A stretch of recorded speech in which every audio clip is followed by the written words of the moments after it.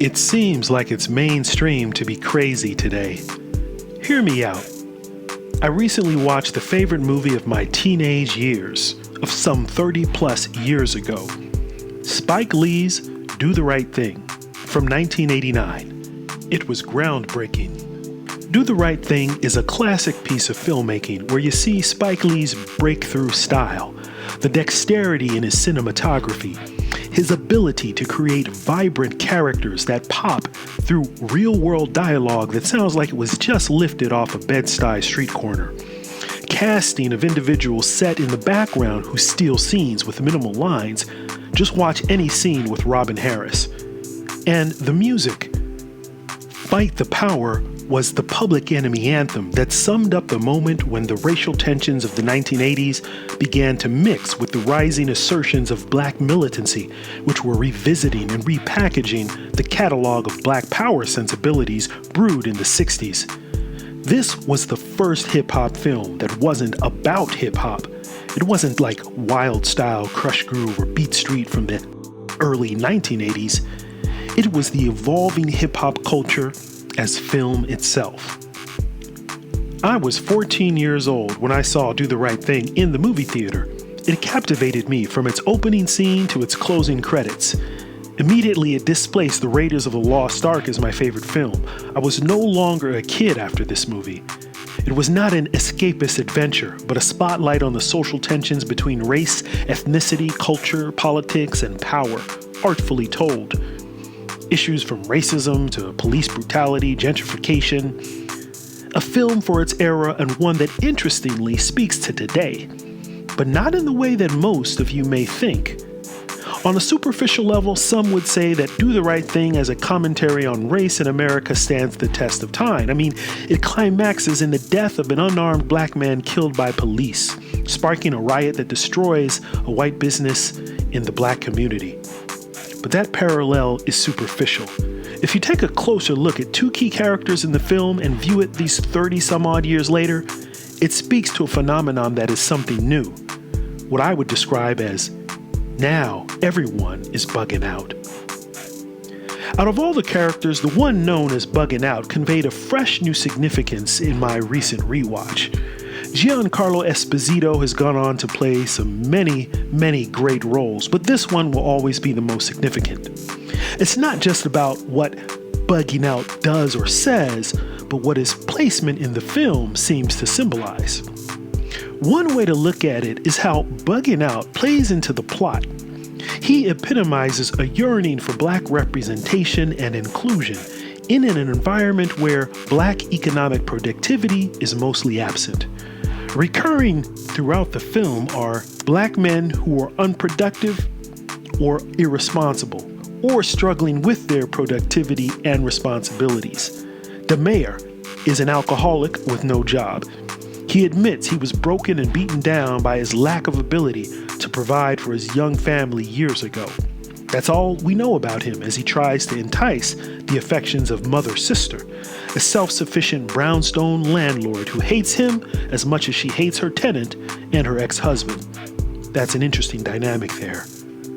And at one point, the main character Mookie tells a group of young teenagers to get a job as he delivers pizzas. Flourishing economic life is seen in two groups. One, Sal's Pizzeria, owned and operated for 25 years by an Italian-American family. And then there's the Korean-owned grocery. It's been there barely a year. That establishment is also family-run. You see the husband, wife, and even toddler son in the background near the store. Mookie is the employee of Sal, earning $250 a week with a baby's mama and a son he barely sees. But Buggin Out has no job, as far as we can tell, but he does wear $100 Jordans. A bargain today, but a fortune in 1989. It's Buggin Out, not Mookie, who sparks the main conflict in the film. At one point, as he begins to chomp down on one of Sal's famous pizza slices, he's struck by the lack of black inclusion on Sal's wall of fame. We see exactly what Buggin Out is thinking. In the middle of Black Bed-Stuy, he's a patron of the pizzeria surrounded by these images that don't look like him. The photos, I guess, don't tell his story. And when he confronts Sal about why he don't got no brothers up on the wall, Sal's answer is simple. It's his store, and he puts up the pictures he wants to see. They represent his Italian-American story, Italian-American success. Now Lee paints this conflict with the complexity it deserves. Sal's Pizzeria is part and parcel of Black life in Bedford-Stuyvesant. But it and Sal's family ain't perfect. You have a father and two sons. The oldest son is clearly ignorant and racist. He even mutters the N-word in front of Mookie. And then there's the younger son, who's not tainted by racism. The father is an old-school Italian who worked his way up and built the shop with his bare hands. Sal's the authority figure that mostly keeps the brothers from clashing too hard. He seems to have respect for the Bed-Stuy Black community with all its flawed characteristics, from the alcoholic DeMayor and the mentally challenged Smiley. But this apparent respect is nullified later when he utters the unthinkable racial epithet that lights the fire of violence at the film's end. But before we evaluate Buggin' Out's relevance to today, let's unpack his argument in the film. Buggin' Out felt there should be some black representation on the Wall of Fame because, well, black people were Sal's customers, not Italian Americans. But how would this play out if Sal's restaurant were a Mexican place with pictures of Latino celebrities, or a Chinese restaurant? Should they also put African Americans on the wall? It's not really important whether that logic actually holds up. What's important is that Buggin' Out believes the logic vehemently and tries to force his opinion on everyone else in the neighborhood. And this is where we see why Buggin' Out is called Buggin' Out, which is slang for acting crazy, having a loose grip on reality. Sal kicks out Buggin' Out for his demands, and then Buggin' Out tries to start a boycott of the pizzeria. A boycott that almost nobody wants to take part in. Not Mookie, not the teenagers hanging out, not Mookie's sister, who says point blank about his boycott idea, "What is that gonna do?" And then when Buggin' Out asks if she's not down with a cause for black people, she says, yeah, she's down for positive change in the community. In effect, telling him to use his energy to do something that will actually help the lives of people in the neighborhood, rather than this superficial change of pictures on the wall that he's so wrapped up about. Note here that Buggin' Out's plea is not for black empowerment. He's not looking to create his own establishment that would reflect his story in the world. He's simply asking Sal to include him in Sal's economic and cultural establishment. Buggin' Out is not an economic producer. He's a consumer of pizza and Jordans. The economic producers in the film are Sal, the Korean grocers, mother-sister, who owns property, and on a lower level, Mookie, who is Sal's employee. But Buggin' Out wants a change. Not a change where he is established like these other figures, but a change where others give him representation. But we have a picture here of Buggin' Out as someone whose thinking is not accepted as the mainstream at the time, at least not to most rank-and-file community members. The boycott is seen as poorly conceived and perhaps frivolous. They see Buggin' Out as someone who is bugging out. Except for eventually one person, the enigmatic Radio Raheem, played elegantly by Bill Nunn. Do the Right Thing as a film is nothing without Radio Raheem. He's a character we have to break down.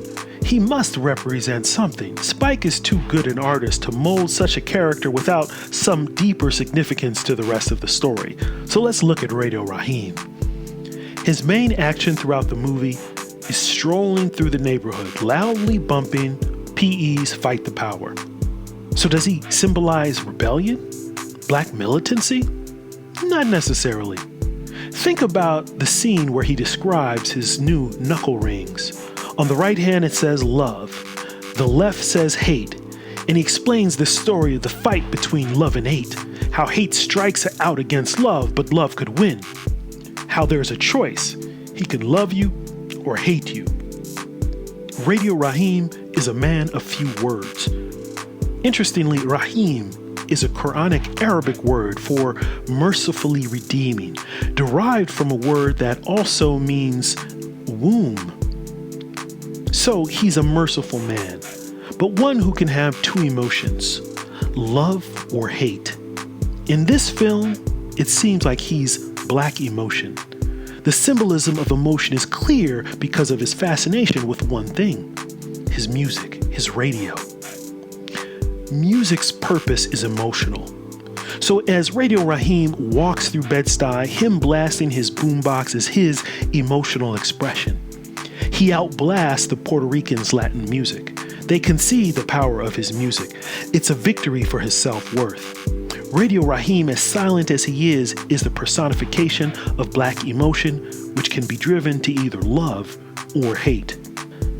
So Sal doesn't appreciate Radio Raheem's emotional expression. Sal doesn't want to be outblasted in his establishment and forces Radio Raheem to turn off his public enemy emotional expression before serving him 2 slices of pizza. That doesn't sit well with Raheem. And there's something I only caught on my most recent watching when I actually had the subtitles. When Sal is yelling at Radio Raheem to turn off the public enemy music, he calls him Mr. Radio Raheem. A sign again that Sal has a modicum of respect for Radio Raheem. So Buggin Out doesn't get the mainstream black folks to support his boycott, but Radio Raheem does decide to join him. To get the support, Buggin Out had to appeal to the emotion, the black emotion. And once Buggin Out had black emotionalism on his side, well, the emotion of the movie goes into overdrive and brings the film's well-crafted climax.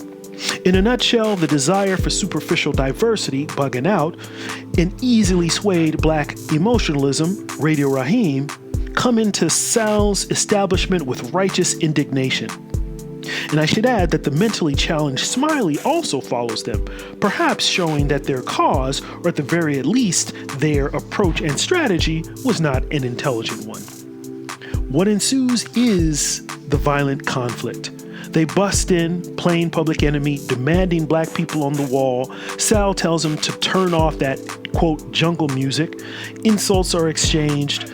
Sal calls Buggin Out and Radio Raheem niggers and takes a bat to Radio Raheem's beloved boombox. Destroying his music was like Sal killing Radio Raheem's self-worth. From there, Radio Raheem had to fight back. He only had hate for Sal and winds up lunging at him at the neck to kill him. In symbolic terms, it may have been self-defense because Radio Raheem was his music, his emotional expression that did not fit into Sal's world. What followed was a set of circumstances that fell like dominoes, resonating with the racial strife of the 1980s in New York. A violent altercation and a police response that ended Radio Raheem's life in a chokehold. Raheem is dead, and Buggin Out, whose faux righteousness started it all, is carried away by the police. The riot follows, with the people of the neighborhood trashing the pizzeria after Mookie hurls a trash can through the window. Now I remember back when the film first came out, a lot of debate centered on why did Mookie throw the trash can? Sal didn't kill Radio Raheem, the police did. But Mookie's act of defiance was not just against Radio Raheem's death, but all that was messed up about the situation. The state of black life in Bed-Stuy, Sal owning an establishment in the neighborhood where there was little African American ownership. And in this situation where everyone has the potential for love or hate, when the identity of emotionalism is snuffed out when pitted against other people's economic self-reliance and the institutions of law and order which may look down upon those being policed, it simply made sense to burn it all down. But this still was a discussion point in 1989 because while the emotions leading to the riot were well understood by moviegoers, it wasn't seen as the most intelligent action to take. And that's why the mentally challenged Smiley saw it as victorious to place two black people on Sal's Wall of Fame at the end, Martin and Malcolm. Perhaps Spike was saying, this is a happy result for those who don't have all their faculties. And this brings us to today. Watching Do the Right Thing a generation later, it has a peculiar resonance. It's not just that the themes of police brutality, lack of diversity, and poor African American performance are still issues. It's how the caricature of Buggin Out would likely be framed today. It seems that Buggin Out's mentality is now mainstream. The I want to see people who look like me on the wall idea has taken a life of its own and has become policy. Buggin Out's mode of seeking the diversity aesthetic was mostly about seeing color represented and acknowledged by the mainstream establishment, not about the improvement in the actual performance, stability, and prosperity of African American life. It was not about African Americans having the same inputs of family, social, and economic prowess that enable success. It was about outputs over inputs. Now, regarding a healthy family as input, I should have mentioned this. There's not one representation of stable, healthy African American families in the movie. The only intact nuclear family units we see are the economically productive ones, Sal and his sons, although it's unclear if Sal is married, divorced, or widowed, and briefly the Korean grocers. Sure, Mookie and Jade are very close as siblings, but the intergenerational family with them is lacking. It's not seen. And Mookie, according to Tina, is failing at fatherhood. Do the Right Thing was snubbed at the Oscars in 1990. It only got 2 paltry nominations for Best Supporting Actor and Best Original Screenplay, winning neither. Emblematic of the time, the winner of Best Picture was Driving Miss Daisy, featuring the relationship between a wealthy white woman and her African-American male chauffeur, played by Morgan Freeman. I have to admit, to this day I've never seen Driving Miss Daisy. The Do the Right Thing teenager in me had no interest in that whatsoever. Hollywood and the Academy clearly were not ready for Do the Right Thing in the 90s. That's why the film was groundbreaking. But here's how things have shifted. In 2020, the Oscars announced a new set of diversity quotas. They call them Representation and Inclusion Standards. To be eligible to receive an Oscar in the Best Picture category, films must have diversity representation, including specific numbers or percentages in certain on- and off-screen roles. You could say that Hollywood is now taking seriously the demand to make sure that there are pictures with brothers on the wall. Some people will celebrate this. I mean, doesn't it mean more work for black actors, screenwriters, and directors? More African American driven stories? More inclusion? Well, let's play out that logic as if we went back to Do the Right Thing and redid the story. Let's say it played out differently. Let's say that after Buggin Out demanded black representation on the wall, Sal acquiesced. Let's say Sal put up photos of Martin Luther King, Michael Jackson, and Jesse Jackson on the wall. How would that aesthetic have changed the lives of the folks of Bed-Stuy? And let's say Buggin Out went beyond that. Let's say he went deeper and demanded that Sal hire more black folks to work in his restaurant, and then went to the Korean grocery and demanded that they hire some African Americans. This would be a demand for output. Recently, I heard an interesting analogy from the author Charles Love talking about this type of issue. He sort of summed it up as guacamole versus avocados. He said that you can focus on the fact that restaurants need to have guacamole. You could say stores need to sell guacamole dip in greater numbers because guacamole is a big thing. But in your push for guacamole, if you never do anything about the supply of avocados, then what are you really going to get? How successful will you be? The way you get guacamole in the world is only by growing the avocados. Buggin' Out was all about seeking certain outcomes, but how to get the outcomes he wanted. In the short term, sure, he could demand Sal give it to him, but in the long term, it would have been more effective for there to be more restaurateurs who quite organically would express the representation he was seeking if they had his background. But that doesn't come with a magic wand or an indignant demand. You need people excelling in the same things that Sal and the Korean grocer excelled at. Having that family life stability, educational performance, the do-it-yourself will, the making of smart economic decisions. That's how Sal got his pizzeria family business and had it flourish for 2 decades. That's how the Korean immigrants purchased a boarded-up building and built a fruit and vegetable store. Those were their inputs. Do the right thing exemplifies the drama that occurs when those without the proper inputs clash with those who have the inputs and outputs, especially when those lacking get their raw emotions of love and hate stoked by those who want superficial representation.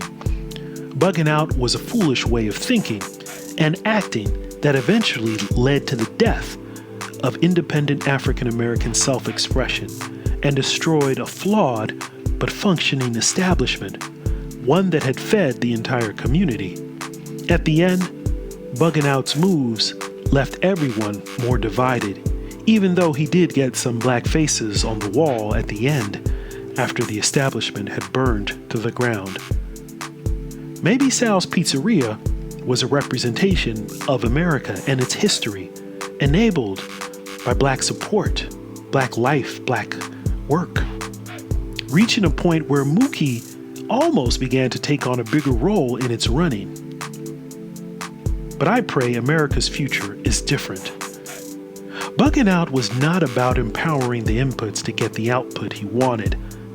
Hollywood has embraced the Buggin' Out output approach. Diversity and inclusion quotas don't empower, they seek representation, but they represent outputs.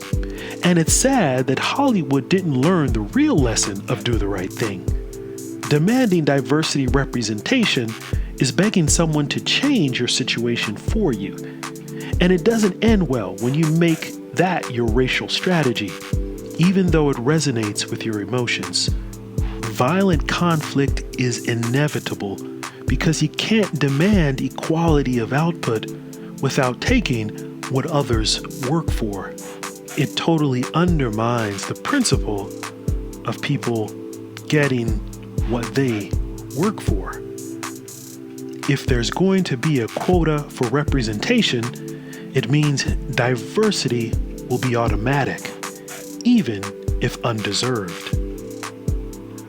We could argue that maybe Do the Right Thing was the best picture of 1989. In hindsight, it certainly seems more relevant and groundbreaking than Driving Miss Daisy. But maybe that's a good point to consider. Does it really matter now that the Academy didn't acknowledge Spike Lee's 1989 masterpiece when it stands on its own as a great film? Perhaps it was the Academy's lack of diversity at the time, or perhaps it's traditionalism that kept it from giving the movie its just dessert. But honestly, if I were a director, I'd feel better being snubbed by the Academy for a movie that a generation later people consider a masterpiece than receiving an Oscar nowadays for a movie that gets consideration because it checked the required diversity boxes. Hollywood has changed. It has progressed. But unfortunately, that doesn't mean it's doing the right thing.